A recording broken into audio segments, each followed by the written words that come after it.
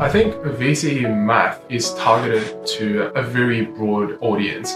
I think that you don't have to be good at math to excel in VCE Math. You need to have a very good study habit to do very well in VCE Maths, but you don't necessarily have to be a very strong performer as of now to do good.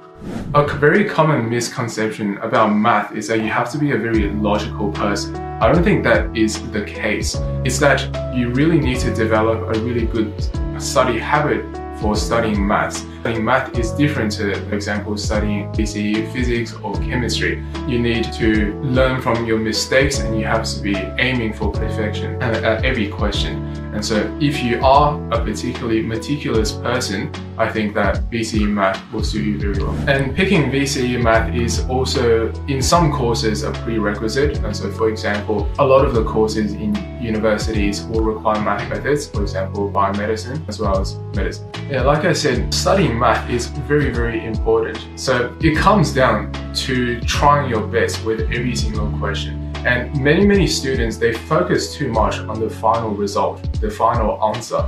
But what students really need to prioritize is how do they get there and the steps that they follow to get the answer. Too many students, they only emphasize on whether or not they get the correct answer or not.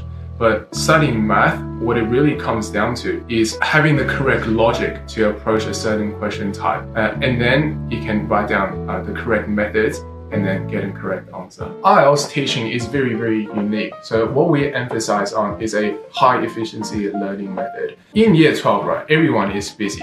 And so how do you study for maths in the most efficient manner is you focus on the details to the methods. So what we teach you is for each of the question types that will be on the exam, we teach you how do you think about these questions.